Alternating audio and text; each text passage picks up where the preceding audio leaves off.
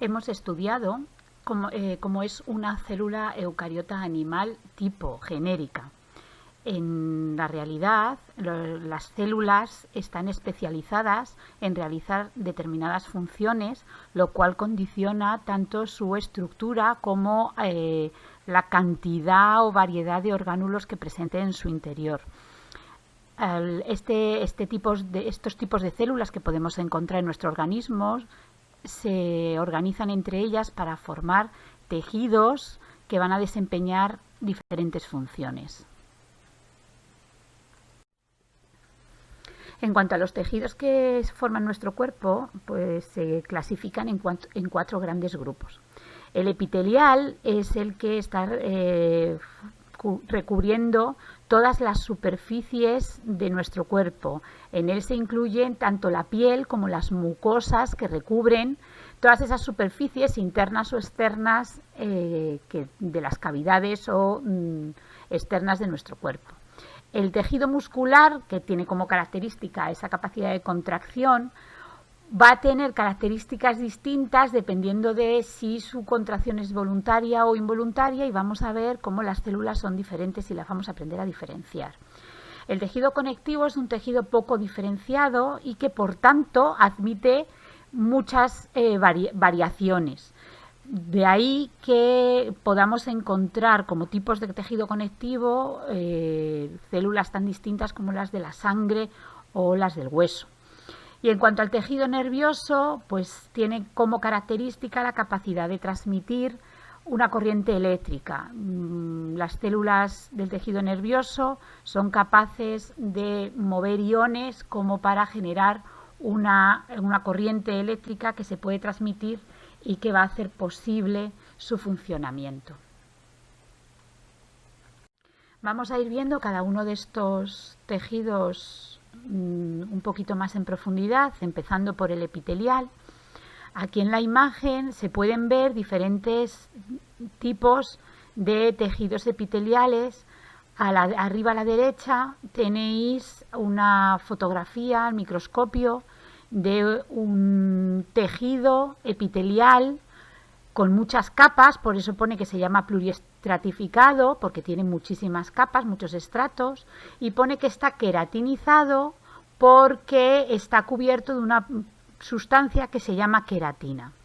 Esta foto es de la piel, así se vería nuestra piel al microscopio.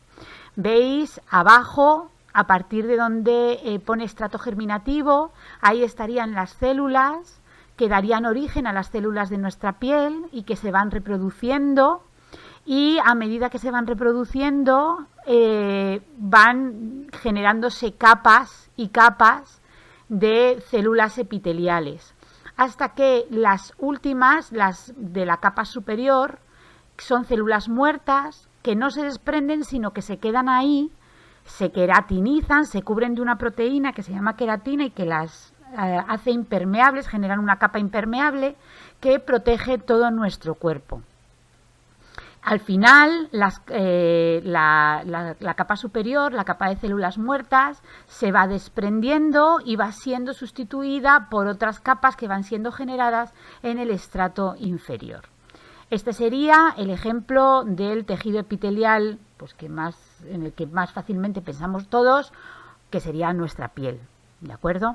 Luego, en el interior de nuestro cuerpo se ven otro tipo de tejidos epiteliales que son monoestratificados, es decir, están formados por una única capa de células, que están muy juntitas entre sí, porque la función de este tejido es tapizar las superficies y por tanto las células están muy juntitas entre sí para que toda la superficie quede cubierta. Y estas células no tienen capa impermeable, no están cubiertas por queratina, son una zona permeable por donde las sustancias pueden atravesar. Estos son las mucosas. La foto que vemos superior e izquierda correspondería a la superficie de nuestro intestino delgado, que se ve con un zoom menor en la foto de la izquierda inferior. Aquí se ven cómo las células prismáticas están ordenadas ya os digo, muy juntitas entre sí, cubren toda la superficie del intestino y lo tapizan. Ya os digo que esta superficie no es impermeable y menos mal que es así, porque si no la absorción de nutrientes durante la digestión no sería posible. Bueno, la foto que os he puesto de la piel de rana es para que veáis un poco, aunque no estamos estudiando los animales, para que veáis los sacos de pigmento que puede tener la piel y que le puede dar un tipo de color u otro. En el tejido muscular podemos encontrar 3 grandes tipos de células musculares que se clasifican en función de cómo llevan a cabo las contracciones. La musculatura involuntaria, la que no necesita que le mandemos la orden desde el cerebro para que se contraiga, está formada por células que se llaman lisas. Ahí en la fotografía veis en los círculos cómo se vería ese tejido muscular al microscopio. El tejido muscular liso, ya os digo, se llama así porque al ver al microscopio, como veis, pues están las células unas con otras sin formar bandas. Esta musculatura, estas células musculares, se contraen de manera involuntaria. Al contrario que las células estriadas, que se llaman, y que formarían parte de los músculos esqueléticos, es decir, los que mueven nuestro esqueleto, que son los que nosotros movemos de manera voluntaria, mandando las órdenes desde el cerebro. Si veis cómo se ve al microscopio este tipo de células musculares, veis que se ven como a bandas, a rayitas. Se ve como una parte más oscura, una más clara, una más oscura, una más clara. Por eso se llama tejido muscular estriado, por esa imagen al microscopio. Estas bandas pertenecen a las proteínas que llevan las fibras musculares, las células musculares, que están formadas, que están colocadas en bandas y se contraen las unas respecto de las otras cuando les llegan las señales de nuestras órdenes que mandamos desde el cerebro. Hay un tipo de células musculares especiales que no son ni lisas ni estriadas, sino una combinación, una especie de forma intermedia, y que las encontramos en la musculatura del corazón. Por eso se llaman fibras musculares cardíacas. No son ni lisas ni estriadas, sino que se llaman así, células musculares cardíacas. Si yo las veo al microscopio voy a ver bandas como si fueran células estriadas, pero todos sabemos que la contracción, el movimiento del músculo del cardíaco es un movimiento involuntario. Yo no tengo que darle órdenes al corazón para que se contraiga. Entonces, estas células cardíacas son así porque nuestro músculo cardíaco tiene que tener estas características, ya que es el músculo que más trabaja a lo largo de nuestra vida. Pensar que tiene que estar latiendo desde antes de que nazcamos, porque ya late cuando estamos en la tripita de nuestra mamá, hasta el último latido que dé, cuando sea que eso suceda. Entonces, su trabajo es muy intenso, continuado, y estas fibras tienen esas características especiales. Tienen la fortaleza y la capacidad de contracción de la musculatura esquelética y la autonomía de la musculatura lisa, que no responde a las órdenes del cerebro.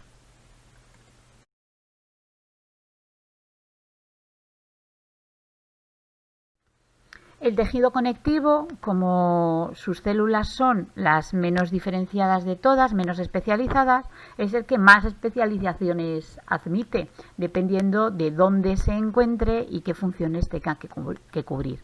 Es por eso que, como veis en la ilustración, a este grupo pertenecen un montón de tejidos distintos. Tanto el tejido óseo como el tejido cartilaginoso, por ejemplo. El tejido cartilaginoso es el tejido conjuntivo de relleno que sirve para unir unos tejidos a otros en todos los órganos de nuestro cuerpo, pero que en el espacio entre las células lo rellena con una proteína que es la que le da esa consistencia al cartílago. Si además de esa proteína que le da esa consistencia al cartílago se depositan sales, carbonato cálcico, el tejido cartilaginoso se osifica y se convierte en hueso. Cuando nacemos y durante todo el crecimiento, nuestros huesos están formados por tejido cartilaginoso, sobre todo en sus extremos, que se va osificando poco a poco y dejamos de crecer en el momento que se ha osificado del todo, porque el tejido cartilaginoso puede crecer, pero el tejido óseo ya no. Una vez que se ha osificado del todo, así es como el tamaño en el que queda definitivo cuando somos adultos. El tejido adiposo, es decir, el tejido donde se almacenan las grasas, es otro tipo de tejido conectivo. Si os fijáis en la imagen, las células quedan reducidas poco más que a sacos donde se han guardado los lípidos, que los guardamos de reserva para momentos en los que puedan ser necesarios y que nos ayudan también a proteger nuestro cuerpo de los cambios térmicos externos. Y si os fijáis, es eso, las células quedan, parece que están huecas, pero no, esos serían esos sacos blancos, serían en su interior donde estarían los lípidos almacenados y se ven los núcleos y poco más. La sangre, por mucho que os parezca mentira, la sangre también es un tejido, lo que pasa que es un tejido en el que la sustancia intercelular, lo que hay entre medias de unas células y otras, es líquido. Y por eso es un tejido circulante. Es también un derivado del tejido conectivo y ya hablaremos cuando veamos el sistema circulatorio, las características que tienen sus células. En cuanto a los diferentes tipos de tejido conectivo que se encuentran entre los órganos, pues como veis ahí os especifican o que hay un tejido conectivo laxo, que tiene poco relleno entre sus células, dependiendo de dónde lo encontremos. Por ejemplo, lo que hemos visto antes de la capa de debajo de la piel podría ser de este tipo. Y el tejido conectivo denso, donde encontramos muchísima sustancia intercelular. Las células están más juntas y además hay más células. Las células están más juntas y hay más sustancia intercelular. A este ejemplo que os ponen ahí el ligamento, pues pensar en un tendón, por ejemplo, pues podría ser de este tipo. En la diapositiva anterior hemos visto dibujos y en esta os he puesto imágenes al microscopio de estos tejidos para que los veáis. Se ve la diferencia, por ejemplo, el tejido adiposo se ve muy bien, el tejido cartilaginoso, mirar el relleno que hay entre las células, los huequitos esos blancos es donde están las células y eso que se ve teñido de morado es la matriz extracelular, que es lo que daría la consistencia al cartílago. En la fotografía del tejido óseo no se ve muy bien, ahora vais a ver otra diapositiva en la que se ve un poquito mejor, porque interpretar una diapositiva al microscopio es complicado y en clase os lo puedo explicar mejor, pero aquí es más complicado. Y bueno, pues el resto ya hemos visto en clase la sangre, por ejemplo, y el tejido linfático, lo veremos el tema siguiente. Esta es la que os decía, que la imagen del hueso que se podía ver mejor. Veis a la derecha cómo los huecos de los osteocitos están rodeados por la sustancia intercelular, que en este caso está calcificada. Se ha depositado carbonato cálcico y por eso se ha quedado rígida, dura, para cumplir sus funciones esqueléticas. El tejido óseo puede ser de dos tipos: el tejido óseo compacto, que es el que tenéis en la imagen de la derecha, donde os he dicho que se ven también los huecos de los osteocitos, o el tejido óseo esponjoso, que es este que deja tantos huecos entre medias. Por el centro del hueso se ve que va el tejido vascular, en lo que nuestras abuelas llamaban el tuétano de los huesos. Por último vamos a ver el tejido nervioso, cuyas células específicas se llaman neuronas, aunque estas neuronas tienen otro conjunto de células que las acompañan y les ayudan, por ejemplo, a capturar los nutrientes o para aislar la señal, el impulso nervioso. Esas células acompañantes son esas que tenéis ahí marcadas como células de Schwann, o bueno, ya hablaremos de la glía también. La neurona Tiene un cuerpo neuronal, que es donde está el núcleo y la mayor parte del citoplasma, y luego dos tipos de prolongaciones. Unas prolongaciones que son numerosas y más cortitas, que son las dendritas, y otras prolongaciones largas, que es lo que se llaman los axones. ¿De acuerdo? Entonces, las neuronas se colocan formando conexiones entre el axón de una y las dendritas de otra. A la unión entre las neuronas se le llama sinapsis y cuando veamos el sistema nervioso hablaremos de en qué consiste. Como en los tejidos anteriores, además de ver dibujos, me gusta poneros diapositivas con fotos de cómo se ven al microscopio las células para que veáis el aspecto que tienen en realidad. Aquí veis tejido nervioso, donde en la foto de la izquierda os señalan diferentes capas, una capa granular, esos granitos que se han teñido son los núcleos y por tanto eso nos dice que los cuerpos de las neuronas están por ahí, mientras que en la capa que se ve más lisa estarían sobre todo las prolongaciones de las neuronas, ¿vale? Los axones. En esta foto se ve lo mismo, tejido nervioso más ampliado, donde se diferencia mucho mejor la zona donde están los cuerpos de las neuronas de donde están las prolongaciones, los axones. En este caso llamamos la sustancia gris a la zona donde están los axones, porque los axones van cubiertos de la capa de mielina. Ya hablaremos de en qué consiste esta capa, que básicamente es un aislante como el de los cables de la luz para que la señal nerviosa no tenga pérdidas, y la sustancia blanca, que es donde estarían los cuerpos neuronales. Os he hablado en clase, cuando vimos la teoría celular, de la importancia que tuvo Santiago Ramón y Cajal desarrollara una técnica de tinción para las neuronas con sales de plata que permite que se vean como la foto que se ve ahí a la izquierda, y que fue lo que permitió que se apreciara que las neuronas son células individuales, no son un gran tejido largo y sin individualizar, ¿vale? Eso incluyó a las neuronas dentro de la teoría celular, convirtiendo esta teoría en una teoría universal, porque hasta entonces se pensaba que se cumplía para todos los tipos de células menos para las neuronas.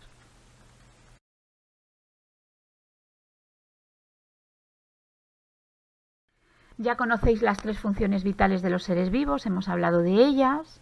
Aquí en esta diapositiva solamente os las recuerdo.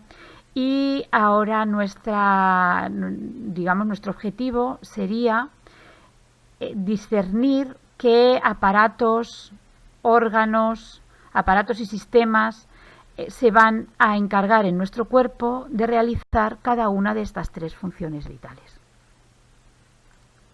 Si hemos dicho que la nutrición consiste en intercambiar sustancias con el medio, cogemos lo que necesitamos, expulsamos lo que nos puede ser perjudicial, pues en esta función necesitaremos el aparato digestivo con el que capturamos los nutrientes y el aparato respiratorio, porque no hay que olvidar que el oxígeno es un nutriente.